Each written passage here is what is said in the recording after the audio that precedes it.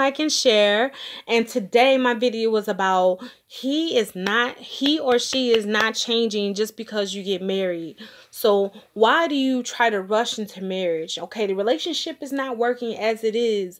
Okay, he's not calling you. He's not giving you attention. She's not being committed. She's still cheating. She's still staying out late. She's still going out with the girls. He's still going out with his boys. He doesn't appreciate you. He doesn't cherish you. He doesn't protect you. He doesn't work.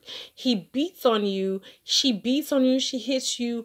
Whatever the case may be, they don't appreciate you. And after they get a ring, it's not going to change. And people say, well, I got all these women or whatever. But baby, once we get married, it's going to be me and you and only you. No. Relationships, going together, as they call it, or seeing each other, is practice for the marriage. So what happens if you don't practice for the big game? If you're in basketball and you're not hitting shots at practice, you're not going to hit them at the big game. So if you actually, go on the courts and you don't get the practice in, and you have, you gotten sluggish, you haven't been running your laps, don't expect to perform well when it's game time. That's why your coach won't let you play in the game if you miss practice all week. He'll say you're sitting the bench. Anybody that's played sports knows this. That's why it's so important to play sports in school. Kids, listen up. It's important. People are like, well, I don't want to play sports. At least run track, do something, because it teaches you about life and how to endure and how to make it through the hard times. And when you're down on your last leg and, you think you're going to lose, and you come in with that last bit of strength and win. And then all the practice that you put in all week, it shows up at game time, and all the knowledge and what you read about the sport, and how when you're down, someone else has got your back. And in tennis, it's about one person against the other person when you're playing singles, and you don't have anybody to back you up.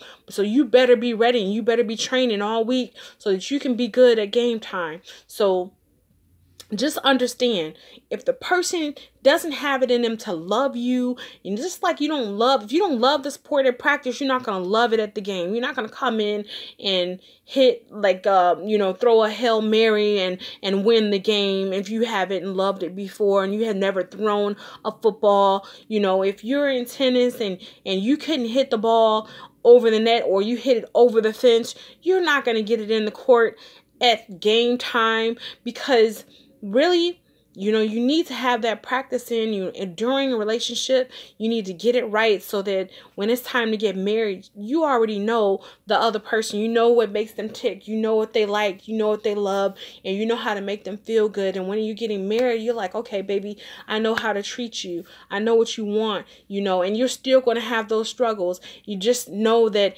when you get to game time, you're still going to have those battles. You're going to have that competition. You're going to have times when you feel down, you need a little Gatorade. You're going to have times where you feel up and you feel like you're winning, and then you miss the last shot.